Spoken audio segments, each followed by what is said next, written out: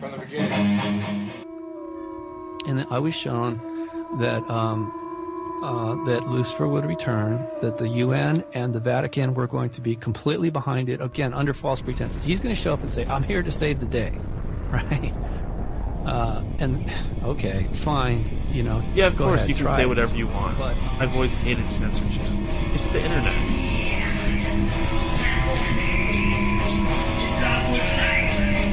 Sometimes, you know, once they get you for your first love bite, well, it depends on how aware you are, right?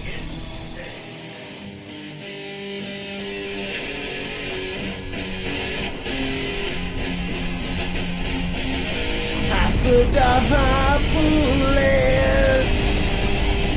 I never had a gun.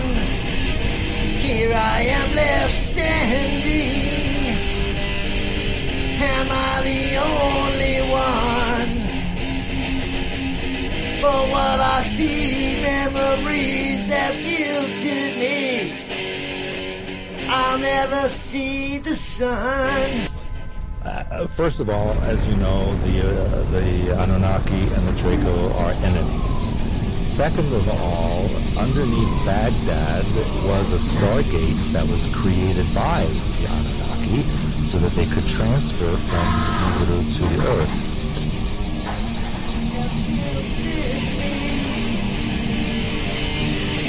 I'll never see the sun.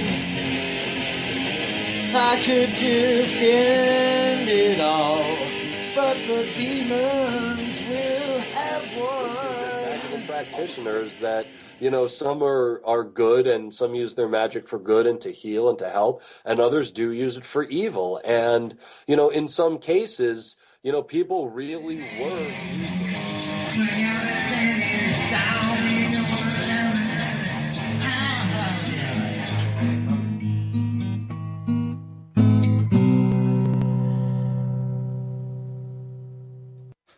This is too much sometimes. From the broken ruins of Babylon, this is End of Days Radio. The date is September 3rd, 2017. This is Daniel. I am your host, broadcasting all the way from the shimmering Emerald City, right here in the heart of the Pacific Northwest. Here we are once again, selling the black ship into the abyss. My guest today is Dr. Matthew Alford. He's a scholar whose thesis applied Ed Herman and Noam Chomsky's propaganda model to the contemporary Hollywood film industry. He is now the author of many articles and books on Hollywood propaganda, including his latest book, National Security Cinema, The Shocking New Evidence of Government Control in Hollywood. And be sure to stay tuned after the break. We've got quite a few things to talk about, including the hurricane, North Korea, an update on my reptilian challenge, and some letters from fans. But right now I'm going to go ahead and dial up our guest. Hello. Daniel.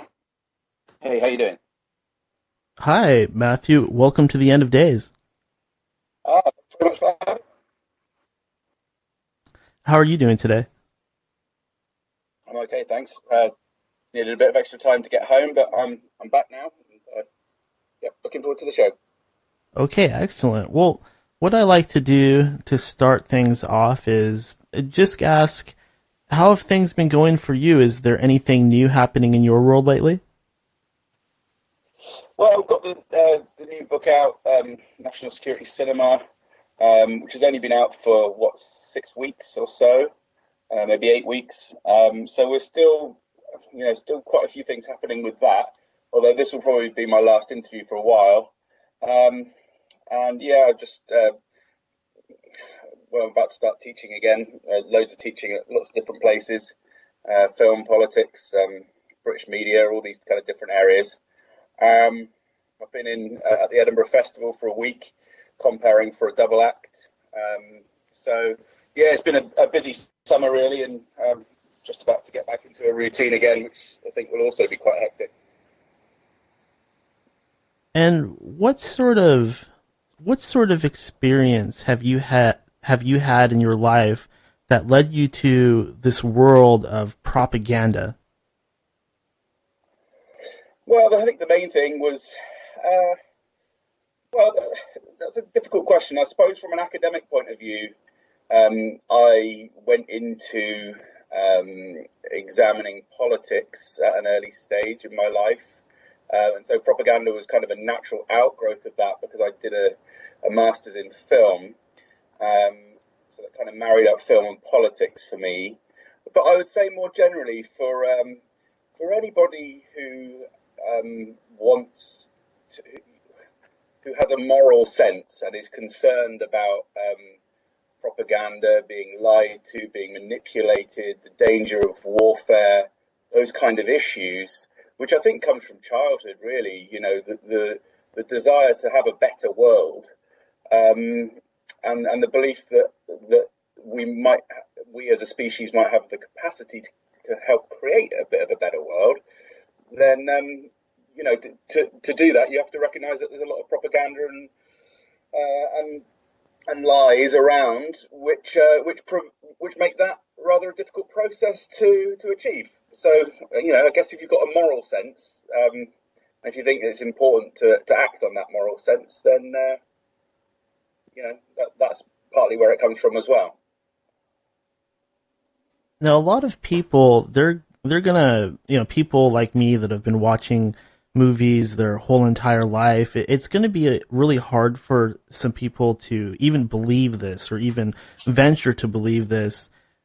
How did all of this start? How did they start having such a big influence on Hollywood? Well,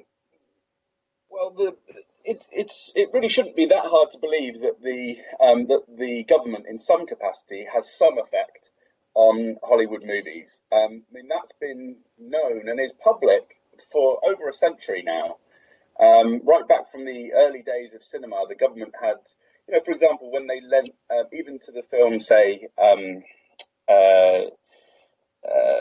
the earliest films, like I've forgotten the name of the movie now, the ones going back to the 1910s, even prior to World War One. You know, they were always lending out equipment and things like that, and in return for that, they want to have some kind of script changes. So I'm trying to think of the name of the racist film. Sorry, I've only just got in from a course, and Birth of a Nation, of course. So that was a film that was like a Ku Klux Klan recruitment movie, and you know, they needed some equipment from the military, so they asked the National Guard, and you know, so there's some cooperation that went on there.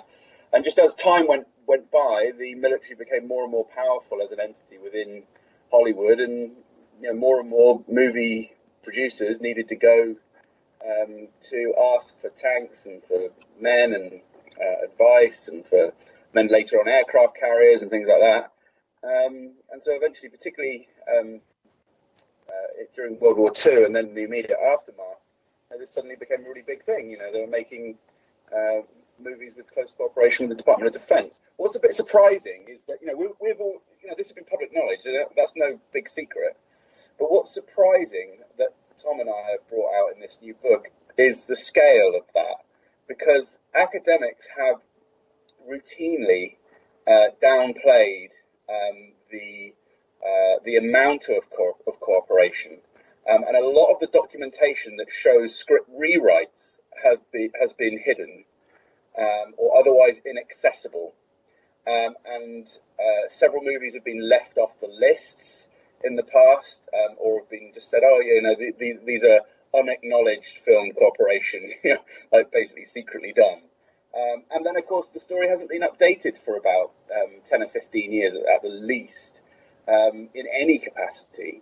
And so there are several hundred movies left off there, and plus the about 900 TV shows that have suddenly been cooperated with by the military over the past 10 years, because there's been a sudden explosion of that since 2004, 2005. So there really shouldn't be any doubt that this has definitely happened. Everyone agrees on that, but it's the scale of it, and it's the amount of script rewrites that appear to have been conducted that is the is the shocker, really. And that's not really been known until mine and Tom's book's been out. Although last year there were 3 or 4 books on more narrower areas of this, like more specifically about the history of historical CIA cooperation with the Hollywood, for example, that did get chunks of this right. But we've really put that together, I think, now with a new batch of documentation. Now, looking at your bio here, it says that you applied Ed Herman and Noam Chomsky's propaganda model. What is this propaganda model? Would you mind telling us just a little bit about that?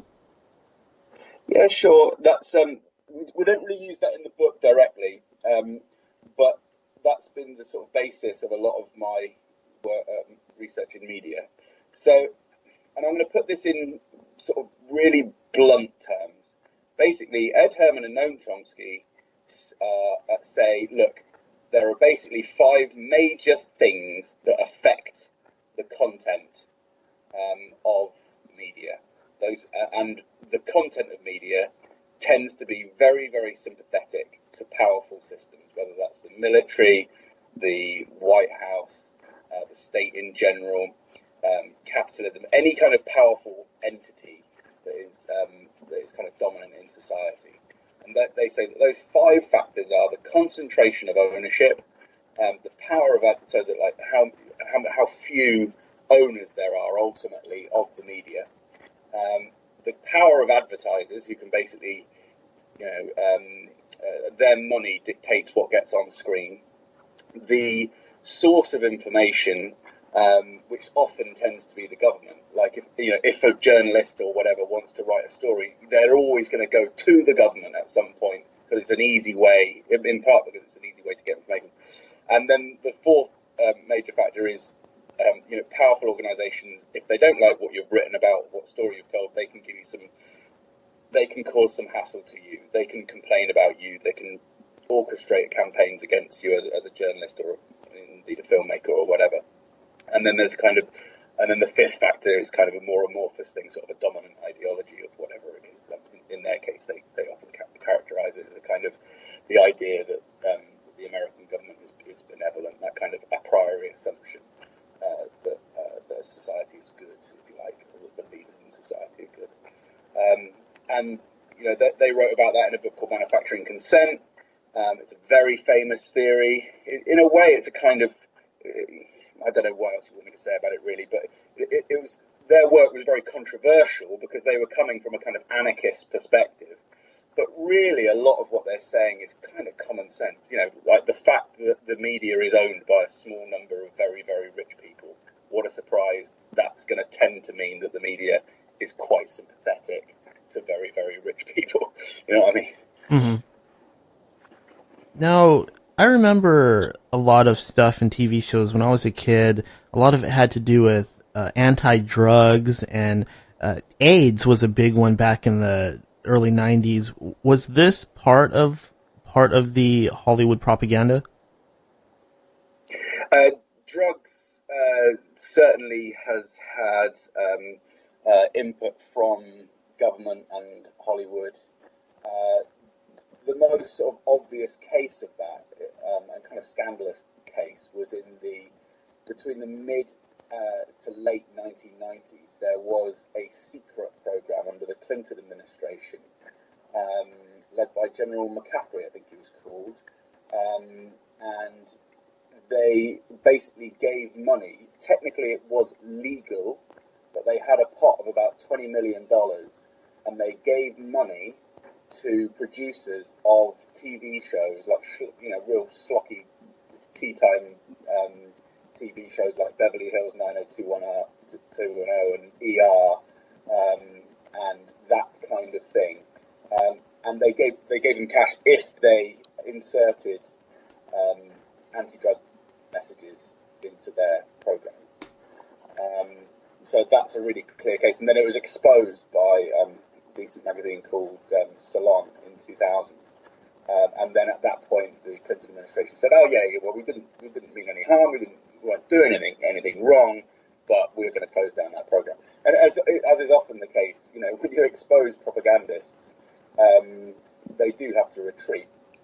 because they know that they are being a bit naughty, really, you know. And it's like a lot of things to do with power. If you shine a light on them, then they run away like spiders. And does this sort of technology, if you want to call it that, does it come from the Nazis and their propaganda? That's an interesting link. Certainly the Nazis and the fascists and the Soviets were great pioneers of propaganda, and particularly propaganda in cinema. You may well have seen films like, or bits of films like Olympia and Triumph of the Will, which were made by Leni Riefenstahl, who was Hitler's major filmic propagandist, and making sort of the Aryan race look really glorious and so on, and quite innovative shots such as like a plane that was carrying Hitler. You could just see the shadow of the plane on the ground, sort of flying over Germany, sort of giving him this sort of imperial image without him actually being seen for the first part of the film. So certainly those kind of there is a long history of propaganda, and in particular that goes back to the early 1920s with PR and sort of communication studies, those kind of things, and that was people like Walter Lippmann and Edward Bernays, who were basically pioneers of the advertising world. So, like Mad Men, which I've only seen a few episodes of, which I've only recently, which is actually rather good. I feel like I should see it more. But Mad Men, the TV series, which you might well know, it's all these advertising people, slightly later on, but from the 1950s. They're all learning. They're all part of this sort of tradition of modern communication, which has been going on, since sort of World War. Propaganda's been going on for thousands of years, really. But the kind of modern take on it, the kind of mass media take on it, has been going on for about 100 years, and that parallels with, and early important examples of that were the totalitarian regimes in Europe. I wouldn't say that to slightly argue against myself there, I think, it's not like there is anything that's quite as propagandistic and glorifying of the power of the American state as Triumph of the Will. Certainly not, you're not seeing incredibly pro-dictatorship, pro-Donald Trump, sort of fawning major Hollywood movies. Hollywood movies typically try to hide their politics as much as possible, which I don't think you could really say was the case under Hitler. But nevertheless, that is still very much part of the context of what I'm talking about, the past 100 years or so of propaganda and how to sell a message. And the Americans weren't exactly guiltless of this during the same time period. I know I've seen films of people watching movies during World War II, and they're showing these propaganda films before the film begins, where they're saying, the dirty Japs or the Germans and stuff like that, really getting people angry about a particular group of people. Yeah, absolutely. I mean, and then you have to ask the question, what is propaganda for, and is it, are there times at which it's justified for any reason? And perhaps a strict anarchist would say no, that you should always just sort of trust in human beings to do the right thing and fight in the right causes and so on.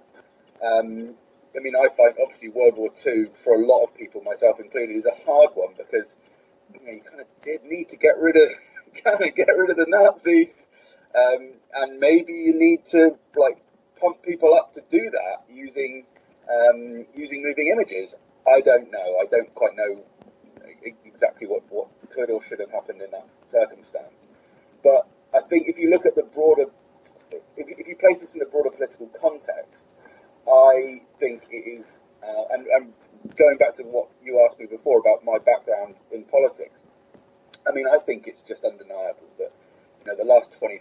years, and this isn't just post 9/11, but this is post Cold War, there's been no rational need for anything like the kind of powerhouse of brutality that has emanated from the American state. It's absolutely unjustifiable, and they certainly shouldn't be promoting it through movies or through anything else. So yeah, all right, if there's an argument for it during World War II or Cold War or whatever, which also I think is nonsense, but let's say that there's post 1989, there's no justification at all for any kind of lie on behalf of the American state. The American state should have been at the forefront of peacemaking in our global system. Instead, it was quite the opposite. Are they trying to drive society in a particular direction?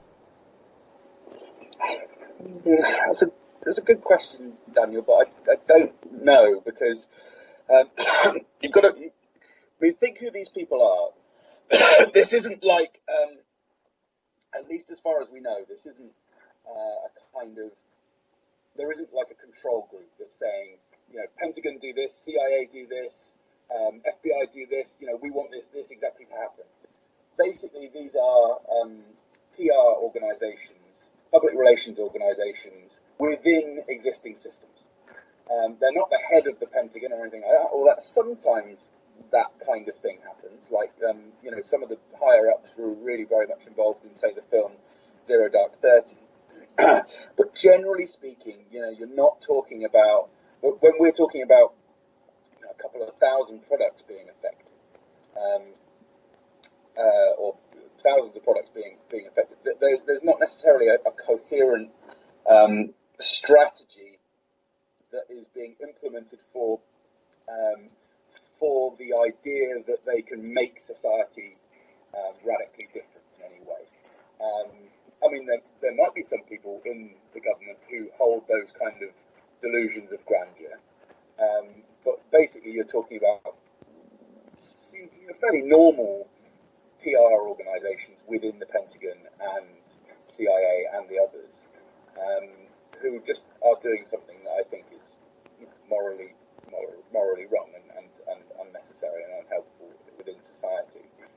Whether that's trying to drive a more sort of serious political agenda, shape society in a particular way, I'm a bit nervous about saying that.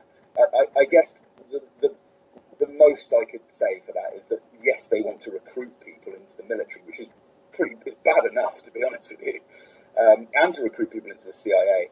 And they do want to present the image of America being a benevolent organisation, a benevolent country, and for these particular organisations to be presented in generally in benevolent ways. Whether there's a sort of more insidious or unexpected or sort of fascistic ideology that is going on there, that is being driven through entertainment, I think I'd be a bit wary of saying that. But like I say, certainly some, there's always going to be your little Hitlers in any of these organisations who might have that kind of attitude. But as a rule, these are just sort of normal organisations within these bigger frameworks of power. One movie that kind of stands out for me that I remember off the top of my head was the second Transformers movie, meaning the ones that were made recently by Michael Bay. In the second one, there seemed to be quite a bit of United States military action. A lot of it was out in the desert. There was military equipment being used. The Transformers themselves, they really needed the help of the U.S. military to defeat the enemy, which was strange because the enemy was the Decepticons, which were always what the Transformers were fighting. I don't remember them fighting alongside the military in the old cartoon or anything like that. Did you see that movie, and could this be an example of the same thing? Yeah, I think that's a really good example. I'm not sure in what depth you've read our book, but Transformers is a section in there, and it's such a good case. So yeah, they didn't really need the U.S. military to win that fight against Decepticons. to be honest, I've watched some of the Transformers movies, and they all roll into one a little bit for me. I think Tom wrote that particular section, but I mean, it is so clear that that the Department of Defense was all over those productions, and I think that is I can't remember if it was Transformers 2 or 3, but they had started shooting one of the sequels before they had actually signed the contract with the Department of Defense to say, yeah, we're going to work on this together. And they'd also started shooting, I think, before they had a finished shooting script as well. So that is a kind of indication of what kind of movies they are politically, and how close the relationship was between the producers and the DoD. Basically, they were saying, usually they'd have all the contracts all sorted out and make sure that everyone's in agreement as to how everyone's going to be presented and represented and so on. But in this case, they said, we basically we trust you, and we know that you're going to do a great job to make all of our military gear and our military organisations look really good, and we're perfectly happy with that. So yeah, I think your insights into the actual specific text of how that movie portrayed American power also sounds completely accurate, because they're very, very much pro the national security state. And what movie directors or producers would you say are the worst offenders in terms of letting these messages be slipped into their movies? Well, Michael Bay, who's obviously Transformers. Michael Bay's a major producer, very successful outside of that franchise as well. Also, Peter Berg is of a similar ilk to Michael Bay. He made films like The Kingdom. Peter Berg, sometimes I've got a bit of a soft spot for Peter Berg, which sounds ridiculous, but I know that he did his best on the film The Kingdom to find out about US-Saudi relations, because he was going to try and do a movie about that. But I think just the pressures of how to make a movie, the kind of script that he got, the kind of advice that he was getting from not just military figures, but also Henry Kissinger's people on set. I think just ultimately he just didn't have the sort of intellectual interest, or he couldn't sustain that to make a more critical film. He ended up making a very propagandistic piece of work, pro-state, pro-dominant narratives. So those two are kind of big offenders. And then I'd say, actually, as great a storyteller as he is, Peter Berg, I wouldn't say he's a great filmmaker really, and Michael Bay, popular, but he's not critically acclaimed, quite rightly so. But Steven Spielberg is also another, made a lot of movies that are pretty sympathetic to the American national security state, and with a great deal of support from the Department of Defense. Captain Phillips, 3 or 4 years ago, was a movie made with Department of Defense support, but he sort of routinely works with military. Of course, Spielberg was actually the executive producer on Transformers as well. So, and he received an award from the Department of Defense for his, I don't know the exact title of the award now, but for assistance with the US military endeavours, or some award in the late 90s. And, so Spielberg, for all of his great qualities and great imagination, everything he's brought to our culture, is unfortunately I would have to include him in that list. And this question is a little bit more of an opinion question, but could this be evidence of something like 9/11 being a cover-up, considering what they actually are able to get away with right under our noses? You mean you're sort of saying that because they're able to conceal a secret like this, it's indicative that the state is able to conceal other crimes? Yeah, exactly. Because to me, I'm shocked hearing what they are able to get away with in terms of being able to slip things into movies. It definitely escapes the mainstream media attention. It just makes me wonder, maybe it is possible to cover up something like 9/11 and actually get everybody to shut up about it.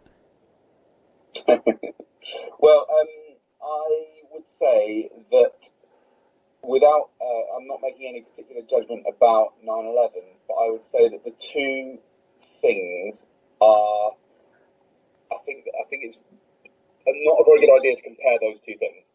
I mean, to compare the the destruction of several buildings and several aircraft, not to mention several thousand people, and compare that with basically an unpleasant and unfortunate, long-standing and technically public PR campaign from two or three major organisations. I think there's not such a good comparison to make. I don't think that one can inform the other. I suppose in broader terms, I would agree with you in the sense that I think it is worth being a bit paranoid about the American state and what it can do. I'd certainly say that, being sort of flippant or at ease or assuming benevolence on behalf about the US government is not a good sort of first position to take on any issue, whether that's propaganda, i.e. just stuff to do with representation, or about things that are really happening in the world. I think if you're interested in something like 9/11, rather than comparing it to a kind of propaganda operation, it would be more worth your while comparing it to previous false flag operations, and attempted false flag operations, like say Operation Northwoods from the early 1960s, or the Gulf of Tonkin incident that triggered the escalation of Vietnam, those kind of things. But yeah, broadly speaking, it certainly means that it's worth being even more skeptical about movie representations, about news representations, and about American government activity in general than even before. Okay, so we know that definitely in the United States this is documented, this is factual, but how about other countries like China, for example? Are they doing the same thing over there? Yeah, I mean, I haven't done a proper examination of those other countries, and it might well be that Tom and I, in the next couple of years, and we're not going to rush to it, but we may write some kind of article about sort of manipulation of entertainment in other countries, probably with a particular focus on Britain, because we may actually get some new documentation from Britain, possibly about series like Spooks. I don't know if you ever saw that. I think it was given a different name in, I think it was called MI5 or something like that in the States. So yes, of course that happens in other countries. In fact, it kind of happens universally. I mean, there's certainly some kind of state involvement in British entertainment. China is obviously, at least depends on how you want to characterise the system, but it wouldn't be unfair to call it a dictatorship or an autocracy. But obviously they control content of their media. They control the content of people's Google searches, for goodness sake. They're certainly not going to be shy about editing a movie.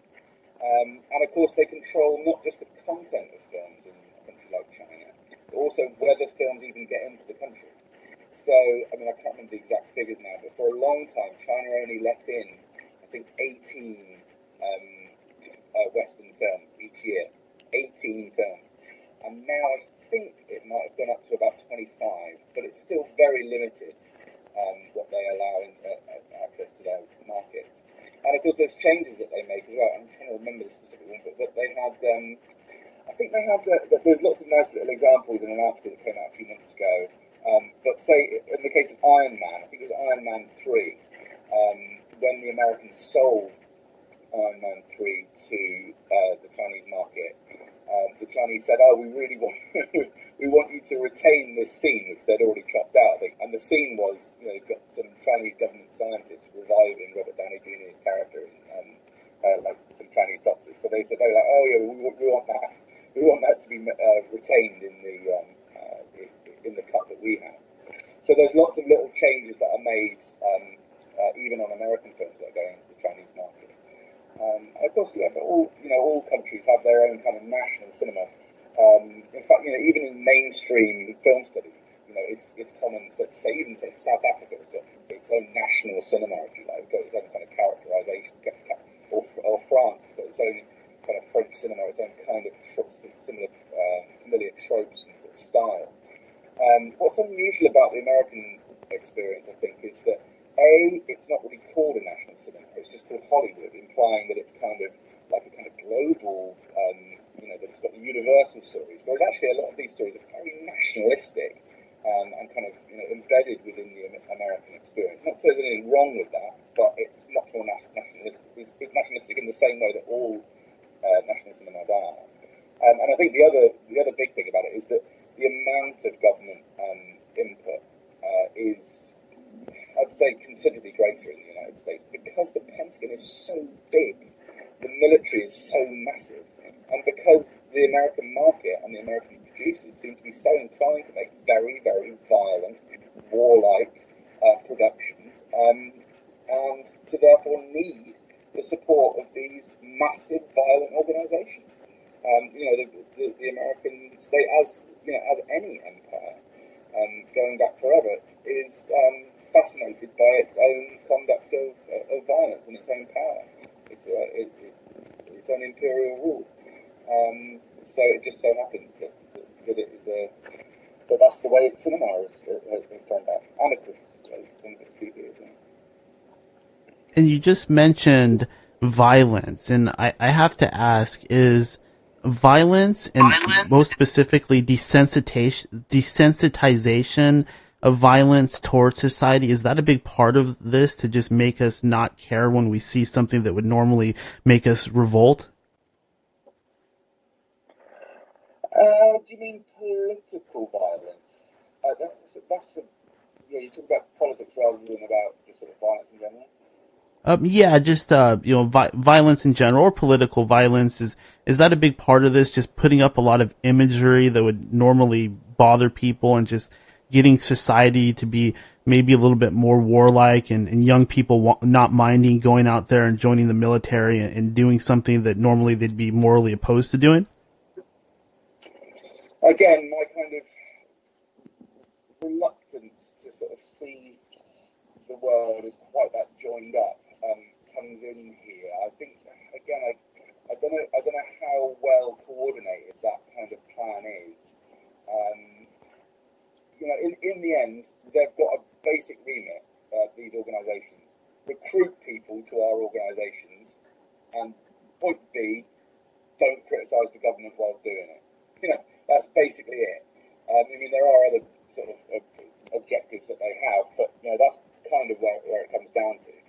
Now that means that they're really important and really dangerous, but whether that means that they've got some kind of additional kind of secret directive that involves desensitizing society to violence or something like that, that's not in the documentation.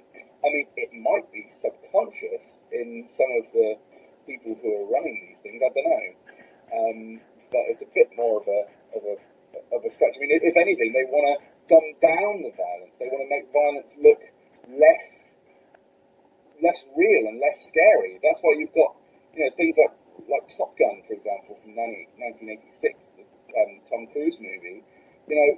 All the violence in that.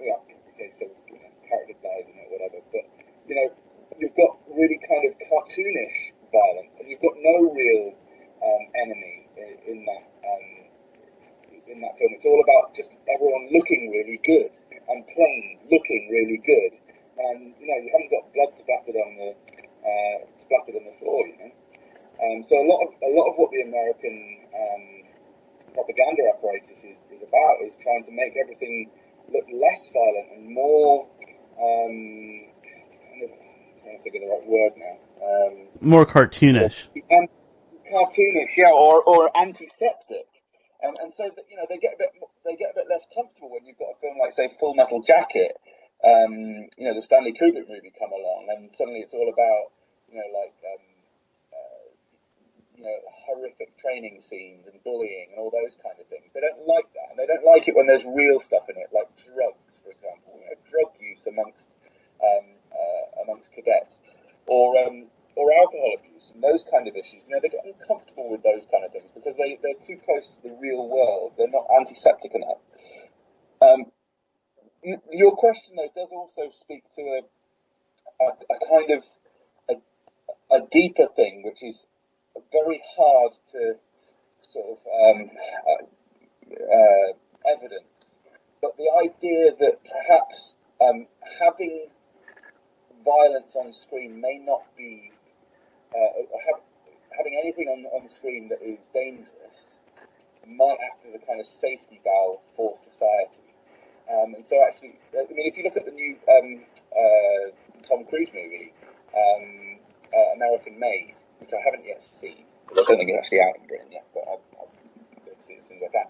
But that is about, it's to do with drug running by the American government. But as I understand it, they're presenting that drug running from the 1980s as a kind of dreamlike sequence. So there is the possibility, the potential that through entertainment you can create this kind of ethereal world of meaninglessness that means that any real political scandal can be kind of turned into something wispy and entertainmenty and candy flossy and nothingy. And I think there is something in that, but that's not written down. That's not kind of standard government policy. I think there probably is something in that. That as soon as you put any kind of political issue through the entertainment mincemeter, then you kind of automatically killed it. I saw a nice little clip. Sorry to mention Spooks again, because I know it's not an American show, so you guys may not be quite familiar, but it has gone over to the States. But they had I saw a clip of that the other day, because in that TV series they talk in detail about how Princess Diana was assassinated by MI5. Oh wow! And this is a production that I think had some kind of input from MI5, even if only a little bit of advice or whatever. Tom Sacker has dealt with that in more detail himself because he's obsessed with Spooks. He's written a lot about it and has asked for the information government. But they did a whole 5-minute reconstruction of exactly how that assassination happened. And you look it up on YouTube, and it's kind of bizarre because it's so convincing and so kind of beautifully done with diagrams and everything. But one wonders how much impact that would have on the public mood, or in a debate, because automatically it is already about these, it's being told by these kind of lovable characters who are fictional. It's put into a safe space, into the world of entertainment, and therefore whatever you say in the world of entertainment is rendered kind of mute, is rendered useless.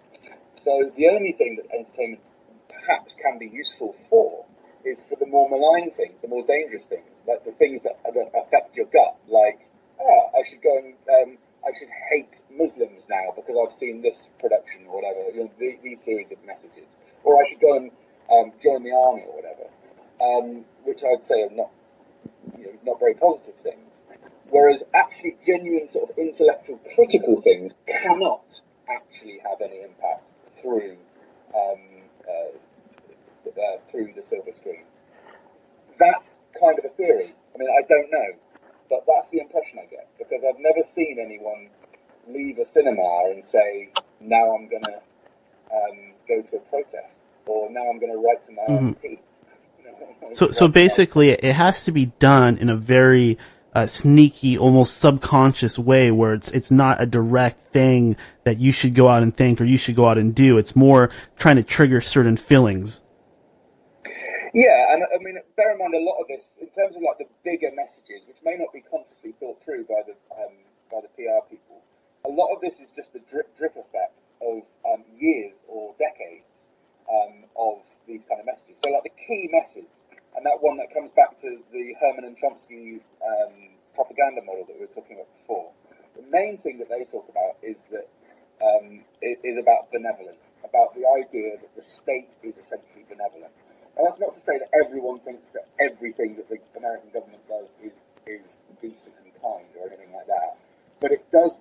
But the assumption is when the United States, or indeed these other Western powers or whatever, when we get involved in other countries, we are basically doing that out of the goodness of our heart, for good reasons, because we want to create stability, for example.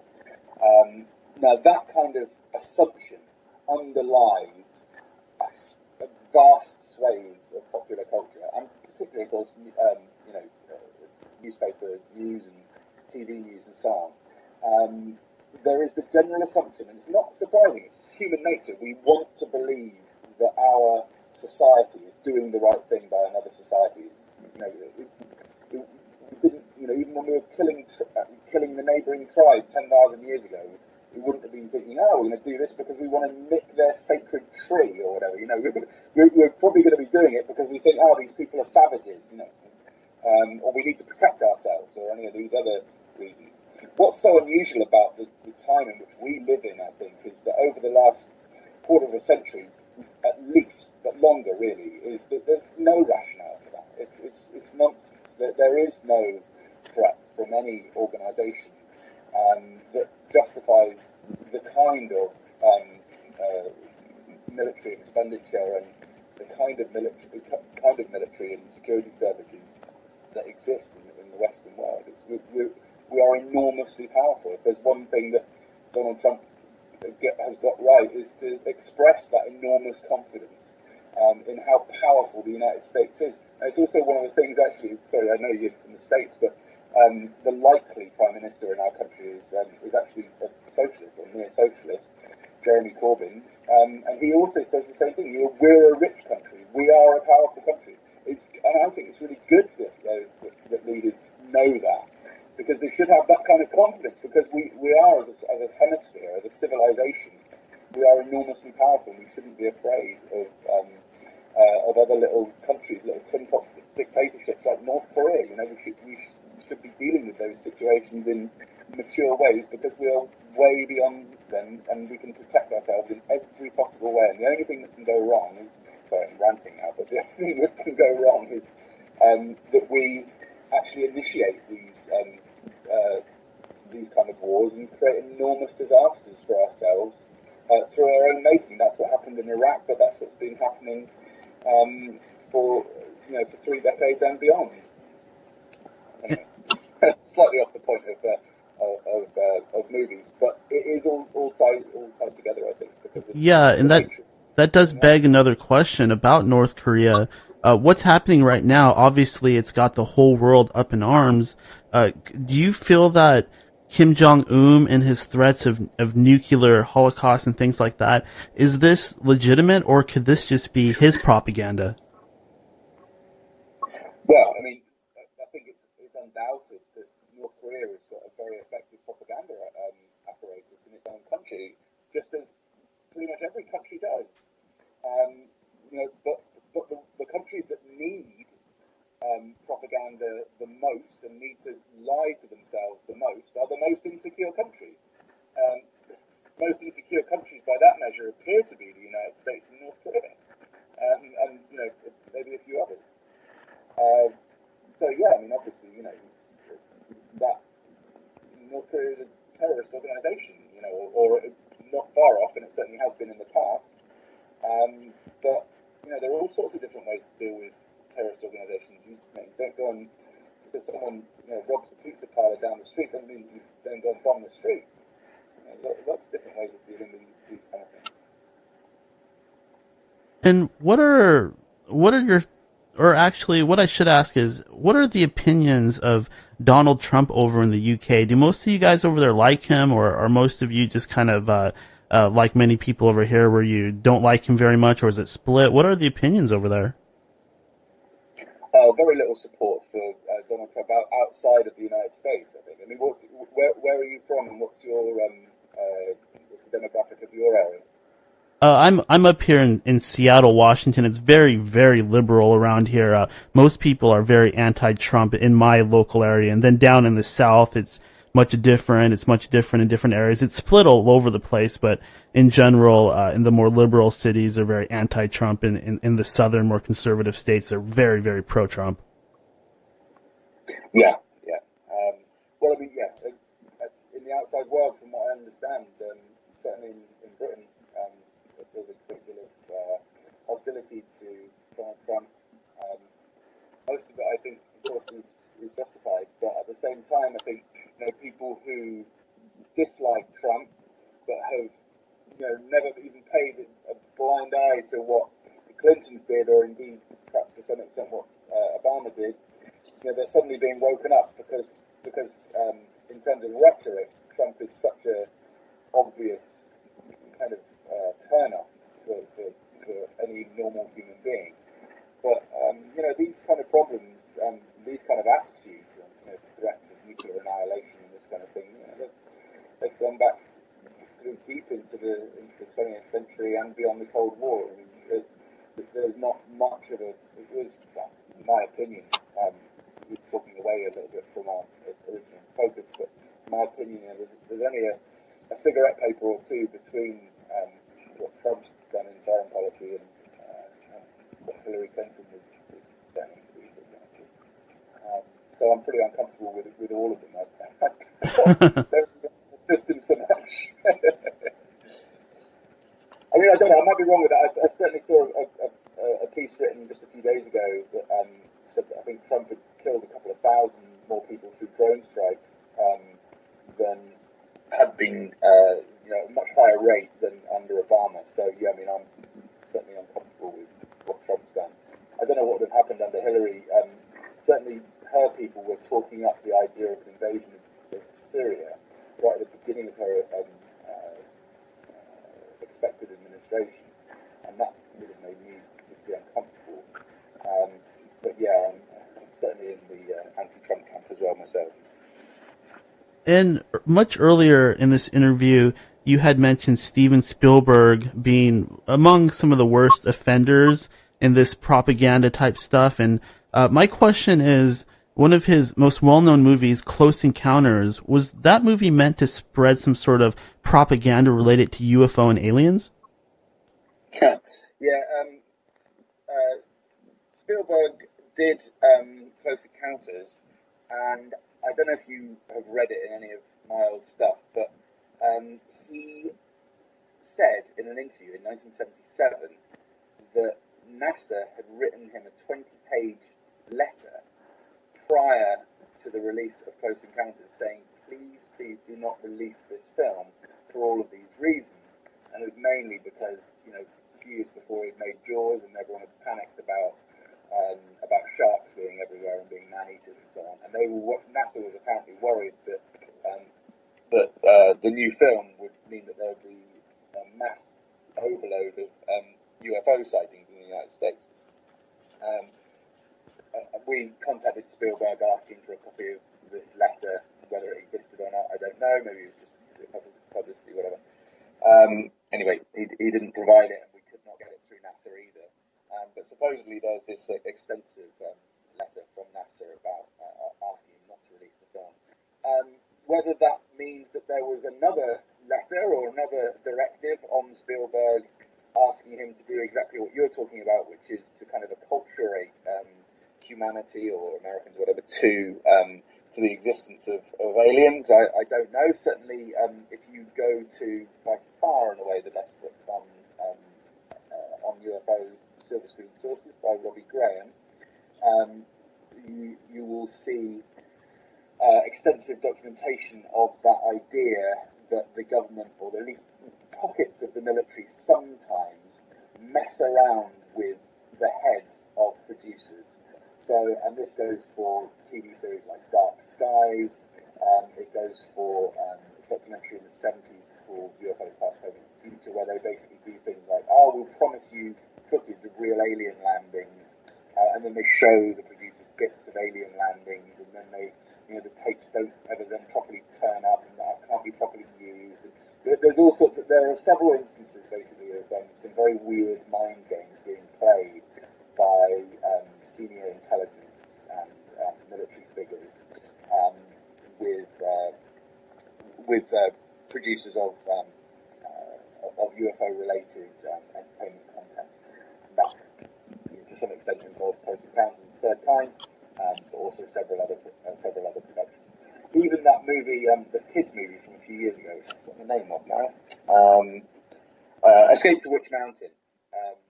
They apparently had tours. You have to go to Robbie's book really, because I can't remember the details. But they had a tour inside the massive nuclear shelter, but by like an unnamed senior government official. Like they brought the film makers into that space, showed them around loads of areas that they weren't supposed to see, and there's lots of cloak and dagger stuff going on with that. It is a fascinating story, but it's hard to pin down exactly what it all means. Robbie does his best. How about the Terminator franchise? Is there a message there? Well, the Terminator franchise I find particularly annoying because people from my generation and maybe beyond as well will remember Terminator 1 and 2 being particularly good films. I mean, they were, some of the best films of the 80s and 90s. And indeed, I thought that Terminator 3, although a lot of people have gone off it by then, I thought Terminator 3 was a really terrific film. Albeit unfortunately lacking Sarah Connor, Linda Hamilton. But by Terminator 3, there had started to be a little influence by the Department of Defense, because they had provided a little bit of equipment, I think. They didn't actually influence it in any direct way, because I think they were basically happy with the way that the Brewster character, the guy who's running the nuclear weapons, was, I think initially he had a slightly different character, and then they tweaked him slightly, but I don't think the DoD actually was instrumental behind that. But then by Terminator 4, there was massive involvement, and you look at the script of that, and it's just so depressing. Terminator 4 Salvation just reads like a joining the army brochure. It's one of the most miserable films I've ever seen, and it's so unrealistic. They just go so far away from from the original spirit of the movies, which are very kind of anti-nuclear, for example, very anti-technology, very anti-government, anti-authority, sort of pro-humanity, and instead, Terminator 4 was just this very kind of by-the-numbers, kind of nuclear weapons going off left, right, and centre, but no one gets affected by that, because nuclear war is just basically okay, really. It's just another bomb. So I mean, I found Terminator 4 particularly disheartening. They have a full heart transplant in open air when there's supposed to be threatening Terminator around in the last scene. It's just like, it's just a poor film. But it's partly a poor film, not just because of the fact that the franchise ran on too long, but also because the military was involved in crafting it. So it became dull, as a lot of, as is typically the case. If you get PR people, you get advertisers coming in to try and make something creative. Generally speaking, they're not interested in making it good. They're interested in selling their product. And for all of the concerned people out there, and people that are concerned, of course, for their children, what can we do to prevent ourselves and our kids from being influenced by this propaganda?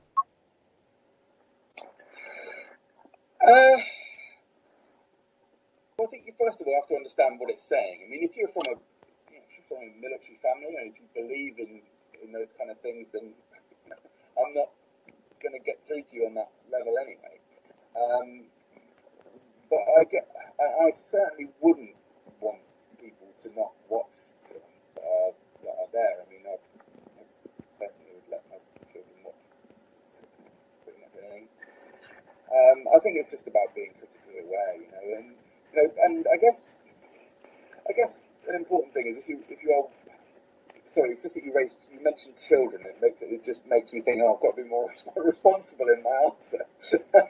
But I suppose I would say if you can watch programs, particularly programs that are overtly have political themes of some kind, if you can watch them with your children, even if only once, then at least you can have a dialogue with them about what that means. But one film here and there about that shows the military blowing something up is not going to suddenly the sun isn't going to suddenly go out and make a nuclear bomb. You've got to take these things with a bit of a pinch of salt. It's the drip effect. It's the scale of the operation, like Tom and I are saying in the book. You've got thousands of products that have done this over a period of just over a century. And that's what matters. It's how it affects society en masse, not how it affects little Johnny who's 12 years old. Your kids are probably going to be okay, but like as a whole, statistically, society is going to be damaged by this kind of product. I hope that was an okay answer.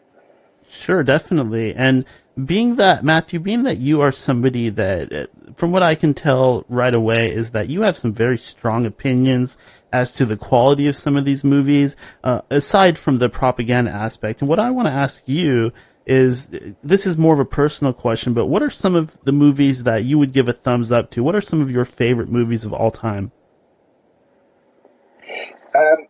Well, I find that a really hard question, but I'm going to give you...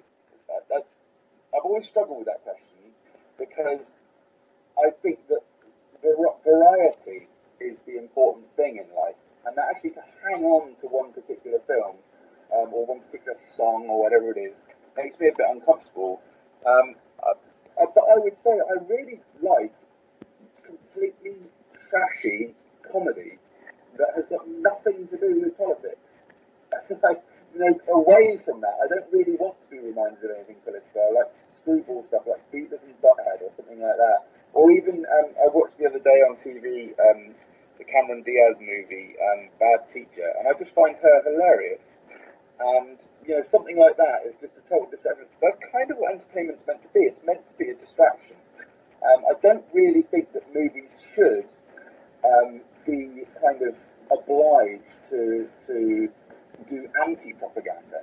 So as much as I admire many of the films of Oliver Stone, or even Paul Verhoeven, as we discuss in detail in the book, or indeed some of the Tom Clancy movies, of the original material he wrote anyway, as much as I admire them, I don't really want to watch them. I want to watch some daft thing that takes me away from the world and brings levity and joy.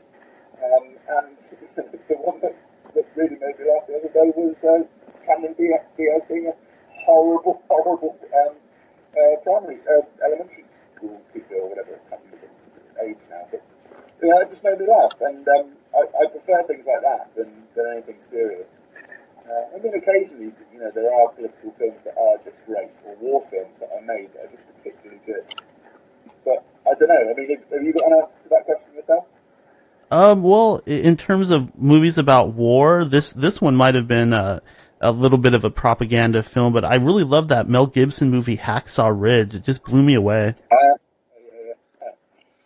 Yeah, again, a particularly sort of brutal one as well. So, yeah, I guess I could like that, but it's not quite my thing.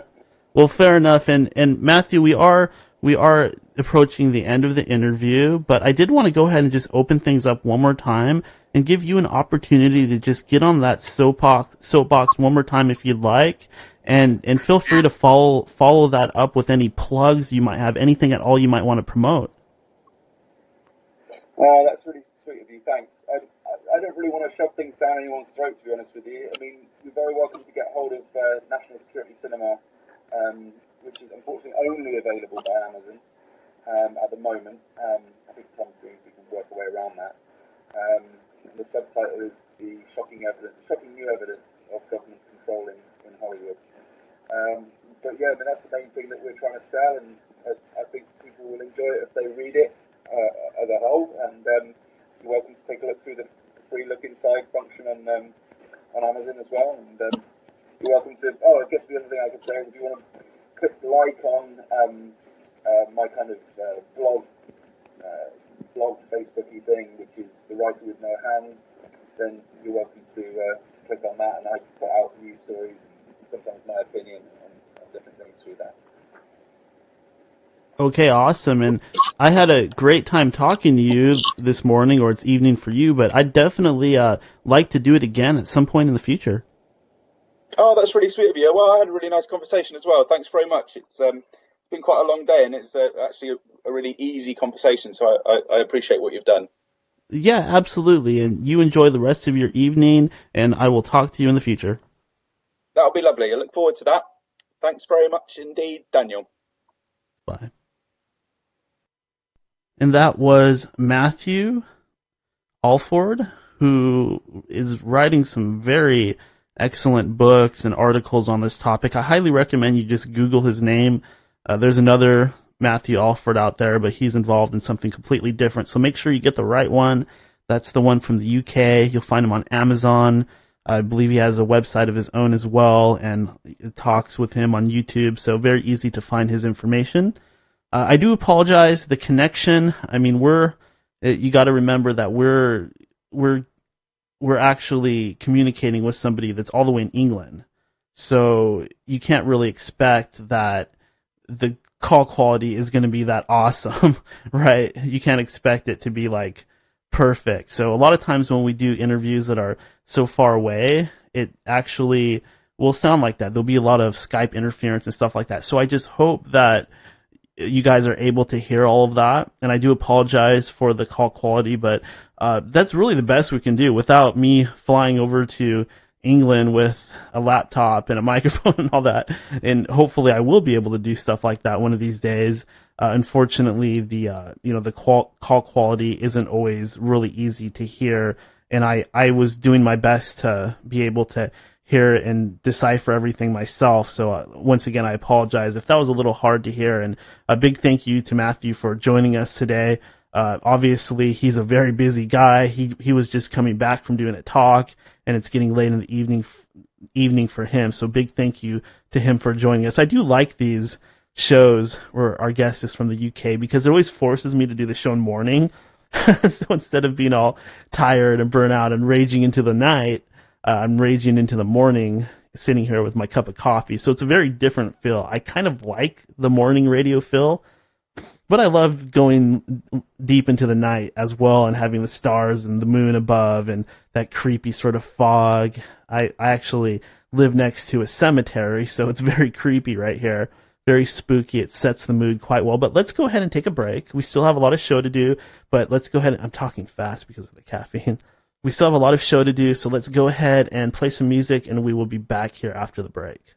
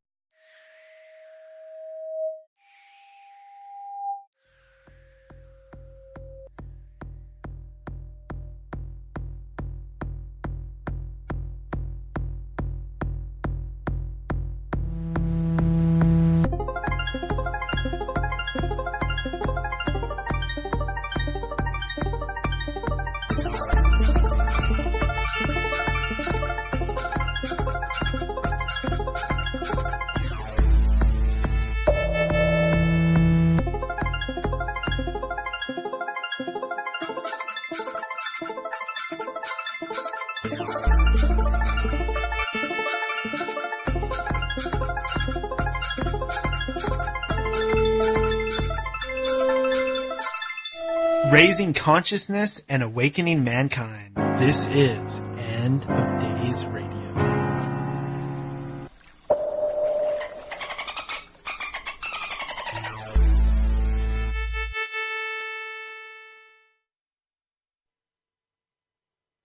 welcome back to End of Days Radio. This is Daniel, and I'm sailing aboard the Black Ship into the night, or into the day, I should say. Welcome back to End of Days. This is our wrap-up and news period of the show. This is the portion of the show that a lot of you guys out there, you actually are waiting for this part of the show. Like, this is your favorite part. You are just waiting on pins and needles for the wrap-up and news section, and here we are. We have quite a bit to talk about today. Remember, if you want to call in, you can call in at 209-348-9810, or just add NinjaShoe777 on Skype. As usual, all that I ask is you let me get started with the guest. Let me go about 15-20 minutes before you call in, and then you can call in at any point during the show. So if you want to do that, that's 209-348-9810, or add NinjaShoe777 on Skype. And if you just want to connect with me to talk, that's fine too. If you want to leave a funny message or a voicemail, or, you know, introduce me to some music or whatever it is, a news story, fan mail, you can send at danielendofdaysradio@gmail.com. I love reading your mail on air. In fact, I do have, there's so much to talk about today. I don't know if I have time for all of this. Okay, so I'll go ahead and start off by reading an email, and this one is negative, so I'll just start off by saying that. Okay, this comes from Don.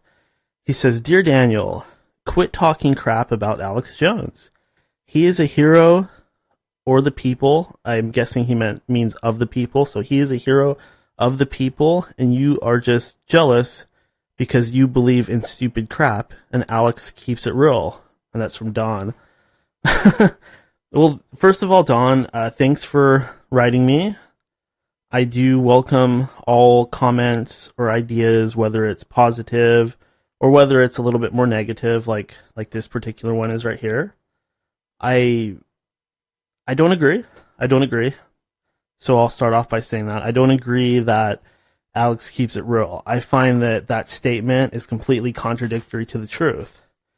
On my last show, I talked about Alex coming to Seattle, making fake videos of people throwing coffee in his face.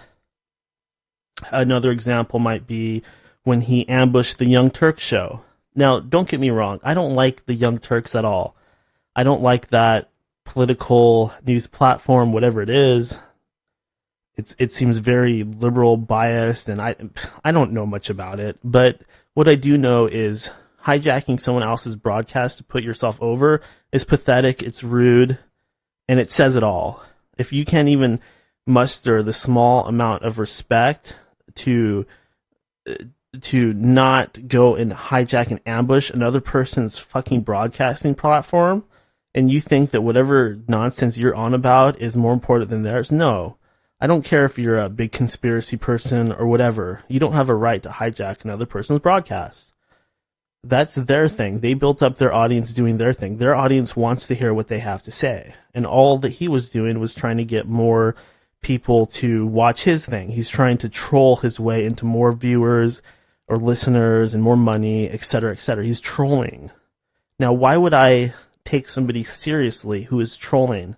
That is 15-year-old behavior. I'm not saying adults don't do it, but that's what it is. It's 15-year-old behavior. And if you are a fan of Alex Jones and you listen to all of his stuff, then you're probably new to conspiracy, and you're in the process of learning, which is fine because that's how I got started, watching Alex Jones, eating up every word that came out of his mouth. That's when I was on the fence and I didn't fully believe in this stuff or not. I was on the fence. I didn't fully believe in it. I did not believe it, but I was curious, and Alex Jones was the starting point. And I think that there is a certain amount of immaturity involved in even listening or watching Alex Jones, because there's tons of videos and tons of evidence out there of him being rude to people, ambushing people, yelling and screaming on air, turning red in the face, saying ridiculous things about Russians doing this or that, Y2K. He's been wrong so many times, and to even support him, you have to support that type of trolling, that type of hijacking other people's broadcasts, lying, manipulating, selling things and trying to get viewers and talk about conspiracies just to sell things, being a snake oil salesman. So, Don, I think you need to look at yourself, and I think you need to think about why are you so addicted to this particular program. And I think, Don, you need to ask yourself why you would follow anybody at all. I highly recommend you think for yourself, and I'm not saying listen to me or follow me. I mean, I'd love if you listen to my program or subscribe to it, but I'm not saying you have to agree with anything that I'm saying. If you just listen to this program for entertainment, that's completely fine. But yeah, I do think Alex Jones is stupid. I think he sucks, especially lately. Before, he used to be more deeper into the conspiracy stuff, but I think that he sucks now. And I think that if you choose to follow him and support him, you are going to lower yourself in order to be his fan. You know what I mean? Because if you're sitting there watching Alex Jones, you're doing that instead of reading a book or watching something that might be more educational. You're getting sucked into the Alex Jones platform and his frame of mind and his paradigm. You're getting sucked into that, and you're staying there. And see, you say he keeps it real because he doesn't talk about aliens and super soldiers and psychic abilities and hauntings and stuff like that. Well, no, I don't think that's keeping it real. I think that's doing the opposite. That's keeping people down at the level of 3D material, in-your-face type of conspiracies that go on with government and stuff like that. It's leaving out the alien aspect, the spiritual aspect, which ties right back into the black budget and the secret societies and the government. So you're only getting a slice of the pie. So I think that's immature of you to follow Alex Jones. You need to grow up and expand your perspective, and maybe you need to look at the opposite end. Maybe you need to look at the non-conspiracy stuff in the news, the normal sort of shit, or maybe you need to look at some of the more spiritual or alien or stuff like that, because you're stuck there. You're stuck where I was in the past, and I evolved from that. So me seeing that you are still in that paradigm, I'm encouraging you to expand and get out of that paradigm and expand and grow and become a little bit more of an evolved conspiratard. if you want to use that word, conspiratard, but you gotta be a more evolved conspiratard like I am. My foil hat has extra points on it. It's a 7-point foil hat to bring in the end of days. Okay, enough of this. So I imagine. Well, let me start off by saying that, of course, this program, this is not where we discuss pro wrestling or MMA fights and stuff like that. I have a separate show that I have not even been working on at all because I've been so focused on End of Days. But I don't normally talk about pro wrestling or MMA stuff on this show, or boxing or kickboxing or anything like that, because, well, there's a lot of female listeners and a lot of listeners that are more the intellectual type, and not to say that females don't love that type of stuff, because plenty of them do, but I tend to like to stick to what the audience wants to hear, which is paranormal related stuff on this program. But everybody watched that fight. Everybody watched Floyd versus McGregor. So I'm going to just talk about it very briefly.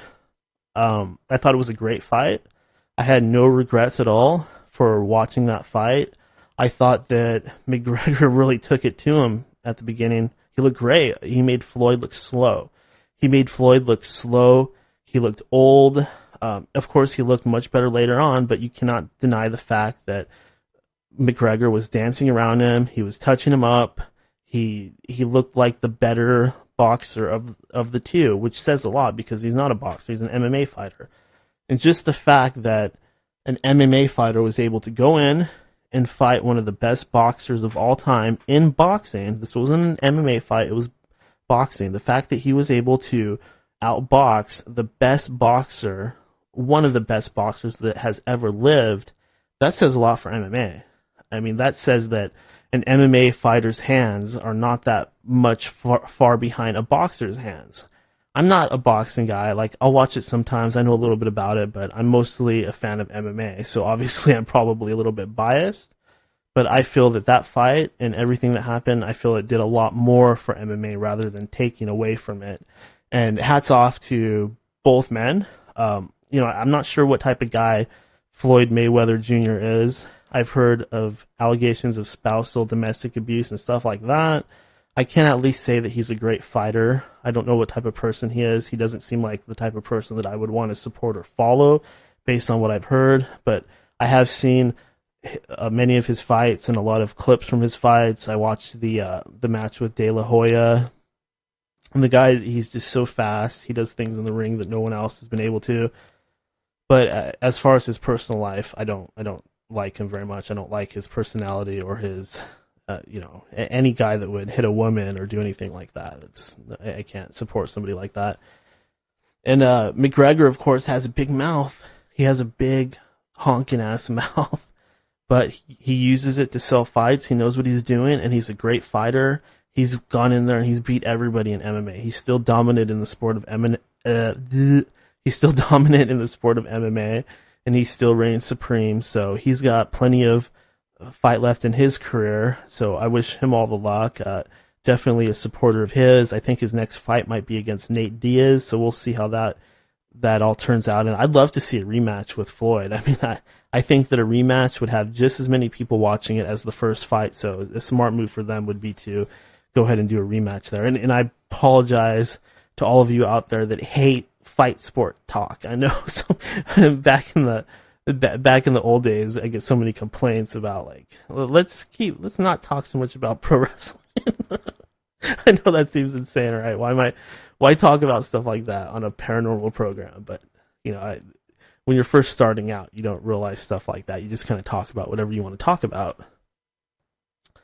But let's see here. There is plenty I need to get to here, so I'm going to keep it moving. We got a few news stories. Obviously, the hurricane in Texas, a very scary thing that's going on. My prayers go out, and I am ashamed that I can't do more to help. What more can I say? I wish I was able to hop in my truck and head down there and actually help with some of the relief efforts, but it's not something I'm able to do right now. I can't just drive down there. I'd have to take a plane. I'd have to get the time off. So I would really highly encourage anybody out there that wants to go volunteer and help them. Every person that's down there helping, every body makes a difference. So I think that anything that you can do, if you want to donate money or if you want to go down there and help personally, I really, hats off to you. And the other thing, and this is what I really wanted to talk about, was this minister, Joel Osteen, however you say his name. He actually closed the doors of his church to the people who needed help. And oh my God, is that disgusting or what? He has these big churches that can hold thousands and thousands of people, and he would not help with the rescue efforts. And I guess he made some kind of statement that his organization is not going to be controlled by social media. So 2 big fat thumbs down for you, Joel Osteen. It's my understanding this guy makes quite a bit of money, and it's all from people donating in the name of religion. So all of these poor, unfortunate souls that have grown up with a Christian sort of upbringing that believe in what he's preaching. He must be a smart guy because he's gotten all of these people to give him money for no reason, just because they think he's a good guy. They support the church. They support the effort. He's got a whole hive mind set up, a whole following of people that will give him money for no reason at all. So he must be a pretty smart guy if he was able to do that. But smart and good don't necessarily go hand in hand. He's obviously a very evil individual. And if you actually look at photos of this guy, if you Google Joel Osteen, Osteen, he's one ugly, fox-faced, demonic, satanic, reptilian-looking motherfucker. I mean, this guy is one ugly bastard. I'm no Tom Cruise, I'm no Brad Pitt, but this guy's an ugly motherfucker. His eyes look like he's possessed by Satan himself. I swear I'm looking at a picture of Beelzebub. He has the most ratty fox-faced, snake-eyed look that I've ever seen on a person. And I don't attack people's looks or anything like this or anything like that, but he just, you can see the evil just radiating from this guy. It's like it's almost reflecting in the way that he looks. And maybe he is some kind of reptilian or some kind of possessed motherfucker or something like that. Who knows? But shame on you, Joel Osteen, for not helping with those relief efforts. Shame on you. Shame on your organization. Shame on anybody that donates money to that organization. Hopefully this will help people wake up and they'll stop giving their money to religious scams. Keep in mind, nobody has any connection with a higher source. Nobody does. We all have an equal connection to a higher source. So there's no reason to give your money to any organization or any individual because they are not able to do anything that you're not able to do. You have all the same connections to a higher power or a lower power. You don't need anybody to be there for you to bridge that gap and make that connection. And hopefully, like I was saying, something like this will help people kind of wake up that might be part of that organization. Maybe they'll see finally what it's really all about. It's just all about one guy and his family getting all the money and being superior in this life rather than doing what the Bible actually says. You know, the whole thing about it being harder for a rich man to get into heaven than for a camel to go through an eye of the needle.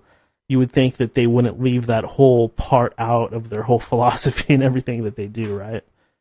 But unfortunately, Christianity and other religions, cults, a lot of these psychic people, they are just scammers. They just want your money, and that's the bottom line.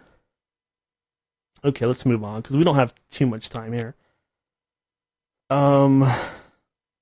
So the other thing in the news is this Friday, a 4K remastered version of Close Encounters of the Third Kind will premiere in theaters nationwide. We were just talking about that earlier. The 1977 Steve Spielberg classic turns 40 this year. Congrats. And considering how closely the specter of the apocalypse looms over America, I don't know about that, it's high time to revisit one of the first mainstream films to imagine how humanity might react to a visit from some extraterrestrials. But for some fans of the film, a 4K remaster isn't enough. From September 14th to 16th, a horde of UFO enthusiasts will congregate at Devil's Tower, the Wyoming rock formation featured prominently in the film. So I thought that was funny when I was looking at the news yesterday. I thought that was funny because here they're actually trying to do the same thing in the movie. Do you think that they're sitting there with their mashed potatoes and trying to make little Devil's Towers? I don't know if I agree with or recommend that sort of behavior. I think that it's been my experience that interactions with aliens or entities or anything like that, it's very permission-based. They seem to need some sort of invite from you in order to insert themselves into your life.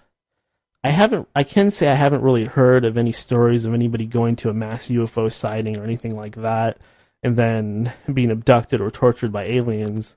But in general, I think it's a bad idea to just go out there and stand out there with an open invitation for any sort of extraterrestrial with superior technology and superior psychic abilities and superior intellect. I don't think it's a good idea to just put yourself out there and say, come and do whatever you need to me or anything like that, because you don't know what you're dealing with. And I think that open approach to alien contact, like we saw in Close Encounters, for one thing, it's my opinion that they're already here. They've already been here for quite a long time, and they're already all tied up into our black budget and our government, only at a very, very deep level. I'm sure most don't know anything about it, as well as there being the possibility that these extraterrestrials or entities might be involved in secret societies at the highest levels. Who knows? But I don't think that the Close Encounters scenario is realistic. I don't think it would ever happen, simply because I think that they are already here. They've already been here. And if they were going to land and shake our hands and say hi, they would have already done it. So I think that going out and trying to meet aliens is kind of goofy. They're never going to show up. You're probably just lonely. You know what I mean? Like, you just want to meet other alien heads, other people that are into aliens and UFOs, and share your enthusiasm over the film, which is fine, which is completely fine. If you want to share your enthusiasm, but don't expect anybody else to show up. I just don't think that disclosure is going to happen that way. And it doesn't, and to be fair, it doesn't specifically say that these people are going out there to meet aliens. I can only assume that they're copying the movie, but they might just be enthusiasts of the film and might want to share how much they love that mashed potatoes, Devil's Tower. That's a good movie, though. Don't get me wrong. It's a fantastic movie. The whole idea of people gaining this connection with the aliens and then going out there to meet, I do think that there is some reality there. Have you guys seen Starman? I think that was made in the 80s. That's another good movie from that time period where there's alien stuff going on, and that one I think has some connections to real life as well. But there's that. There's the news for the day. Let's see here. And no, I'm happy to inform all of you that no reptilians have met my challenge. As you know, on my last show, I issued an open challenge to the reptilian race to find a champion among their people, or one of the reptilian races, so any one of them. I issued an open challenge to find one of their most physically fit, heroic, strongest fighters of their race, and to meet me in mutual unarmed combat, and fight boxing or MMA rules. They can pick. I said that they could use their tail, but they cannot use their claws or their teeth because that would be unfair. I think using the tail is fair because that's a natural appendage, and they might have trained to use the tail. So for me to not allow them to use the tail, that would be a handicap. But I did have that open challenge out there, and no one has responded. So take that for what it's worth. Looks like we got a call. Hello. Hey, Daniel. Hey there, buddy. What's going on, my man? Not much. I was just telling the audience out there how no reptilians have answered my challenge to engage me in mutual combat. No response on that yet, huh? Yeah, I mean, some people might see that as evidence for there not being any reptilians, or perhaps they just find my challenge to be frivolous and are not answering for other reasons. Well, maybe we could get somebody to dress up like a reptilian and stage the whole thing. Well, I'm not doing that. I might get my butt kicked. This way I'm going to be safe, because what are the chances of anything actually answering my challenge? Yeah. I mean, if some guy's wearing a suit, he might actually hit me. That's not good. True. And hey, I'm willing to sacrifice my body and get beat up to actually meet a reptilian and be able to prove their existence, but I'm not going to just let some average schmo hit me. No way. I hear you. Right on. So, anyways, I had to call in for your news roundup. Oh, right on. Did you hear any of it? Do you have any thoughts that you want to share? Maybe anything about this? Go ahead. No, you go ahead. Oh, I was just saying the things I talked about the hurricane, and I talked about the gathering that's going to be happening at Devil's Tower in Wyoming based on the Close Encounters movie. I haven't seen any pictures of Joel Osteen. I guess I should go look up some pictures of that guy. Oh yeah, that was pretty weird looking, huh? Yeah, that was the other thing.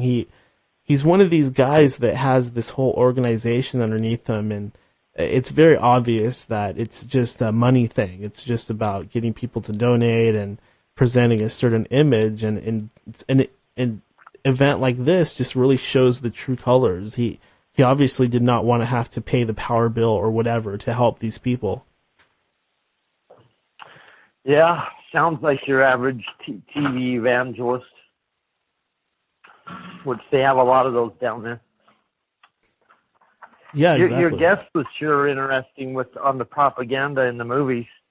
Had a tough time making out some of his responses, though. It's like his phone would get further away, the sound would get lower as he was getting deeper into his topic. So there's a couple of points there where it was hard to make out what he was saying, but pretty interesting. Yeah, I think so. I normally would usually go another 15 to 30 minutes with a guest, but being that he was coming all the way from England and the connection wasn't particularly good at this time, I just kind of ended it just slightly short, but I know what you mean. I was having a hard time hearing some stuff, and I do apologize to everybody for that, but hopefully hopefully everybody out there was able to get something from that. I know I definitely did. Yeah, no, it was interesting. My take on that, as far as my understanding goes, is in 2013, our government reversed a ban on propaganda in the United States. That they had a ban in the United States on propaganda since World War II, which they reversed in 2013 officially, so that now they could come out and use propaganda officially. Yeah, that's completely ridiculous. Like I was saying to the guests, I've seen this stuff in the Transformers movie, and also one thing I forgot to mention was the Batman movie, the one with the Joker. There was a big message of NSA type of spying using mobile devices and things like that. And you know about that? Yeah, well, I've seen that. When I was watching the movie, I could see it. I'm going, look how they're presenting Batman as this hero that's using this technology to spy on everybody. And so at the end of the movie, there was the dilemma with Morgan Freeman, where Morgan Freeman's like, I'm quitting then, because this is illegal, right? Yeah, and Morgan Freeman probably would do that in real life. Yeah, well, the movie had the propaganda in that movie is propaganda for, like, the vigilante. Like, he's a hero, you just don't understand him, so he's got to go do stuff in the darkness now. He's going to do the things that everybody else is afraid to do because he's got the balls to cross the lines and do what really needs to be done. Yeah, and he's the hero. And so the police are chasing him on the one hand, but they really need his help. And can you see the propaganda? Oh, absolutely. I mean, anytime you're justifying any sort of spying or anything like that, and like you said, the idea that he's doing it from behind closed doors, and this idea that it's okay to do things from behind closed doors. Batman would never do anything like that. Batman just beats up the criminals. He uses batarangs. He doesn't use guns. He's very ethical and fair. I found that to be a huge departure from the character, and one of which, as a Batman fan, I'm very disgusted. Well, I think that they were slipping that in, though, because that's what they're doing.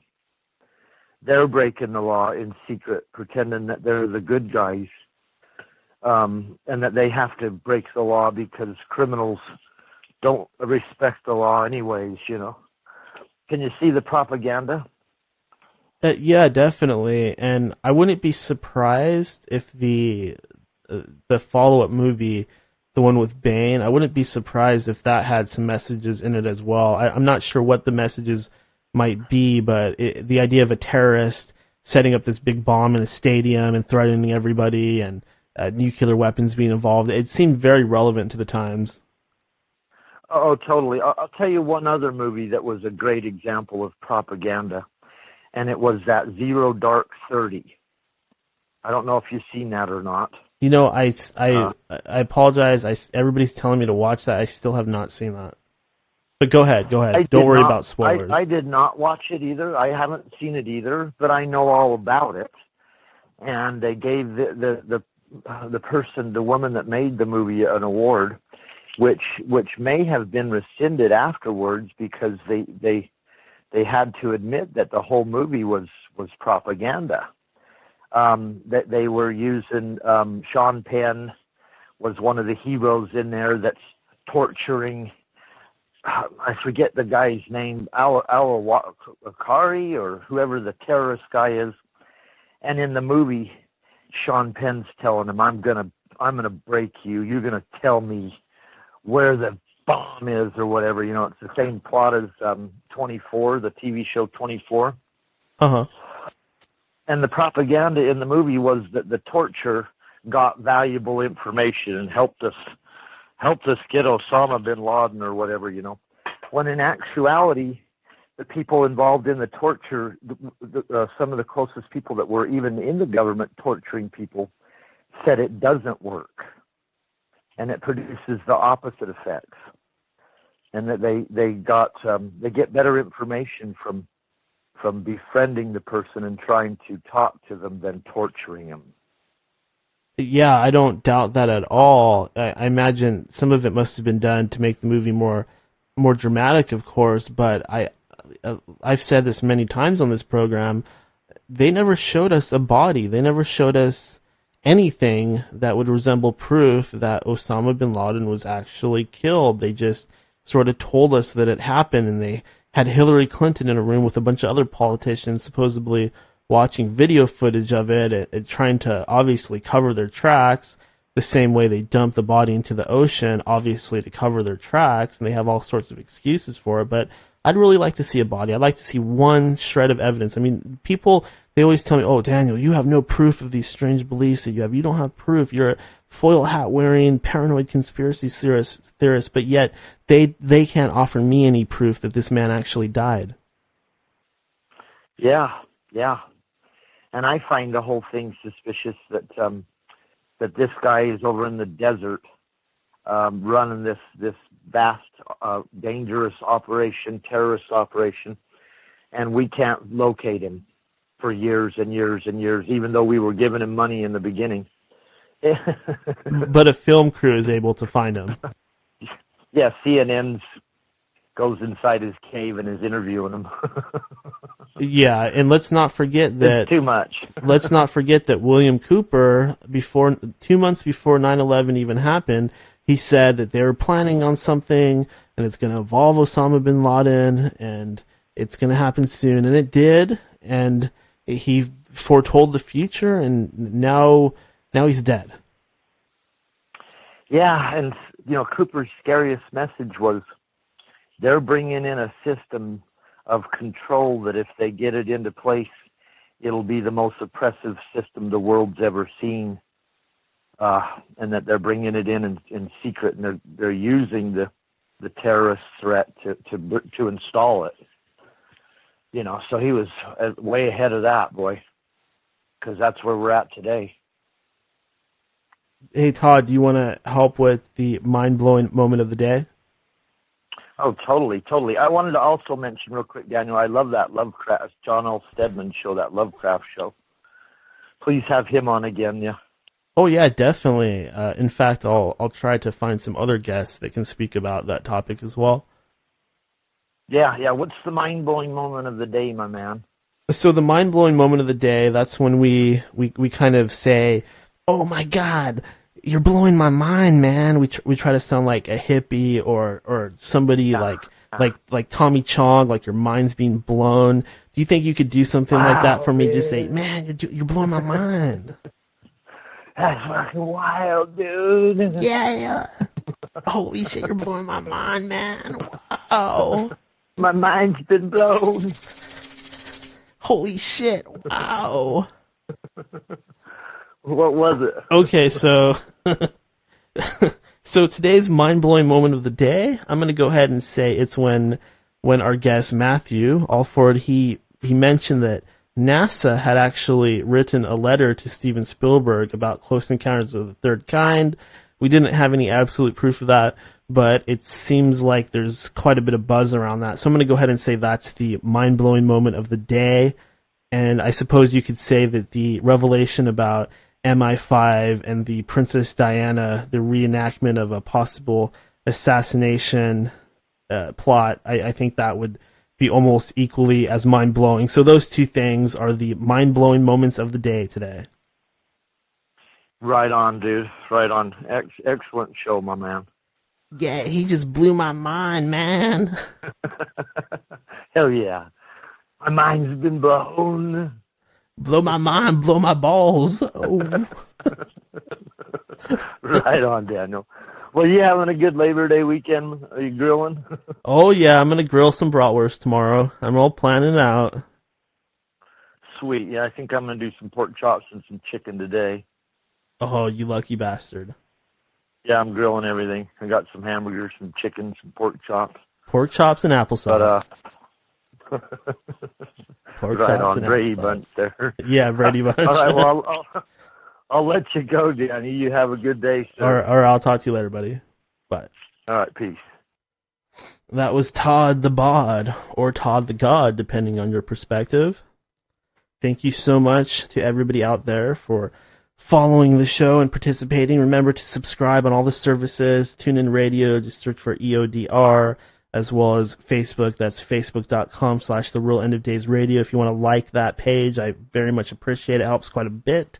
Follow me on Twitter. That's @NinjaShoes. And, all the different podcasting services. YouTube, End of Days Radio on YouTube. You can get the show that way if you prefer. There's so many ways to get the show. Really, End of Days Radio is everywhere. It's on everything.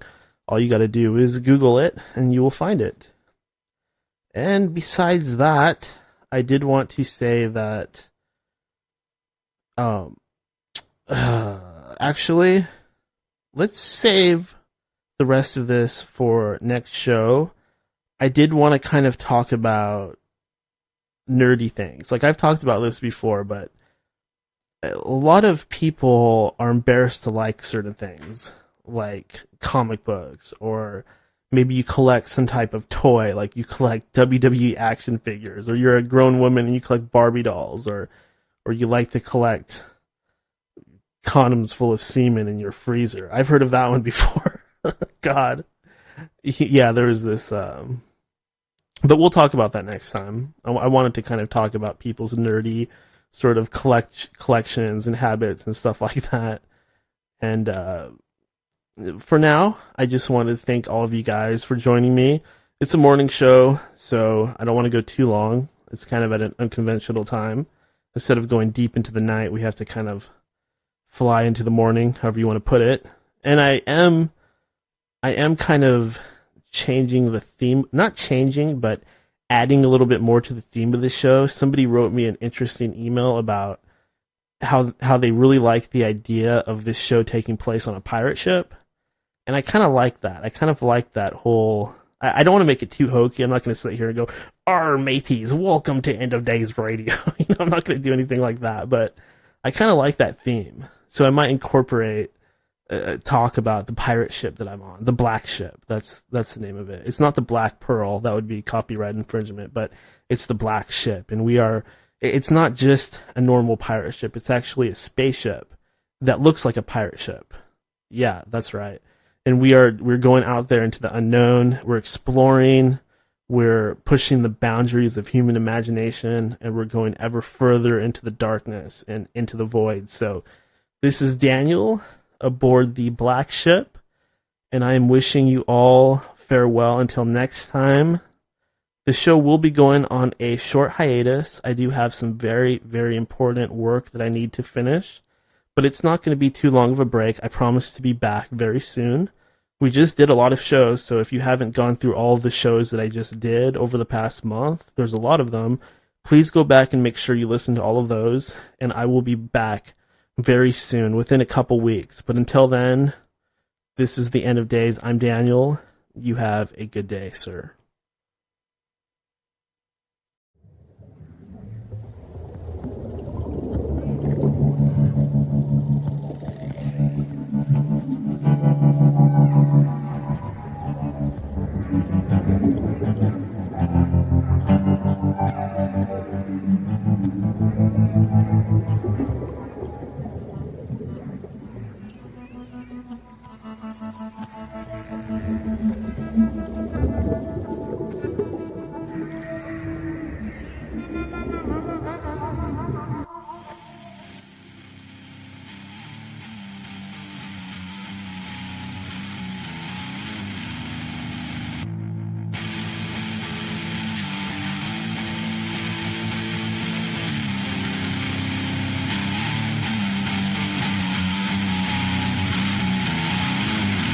Winter's coming.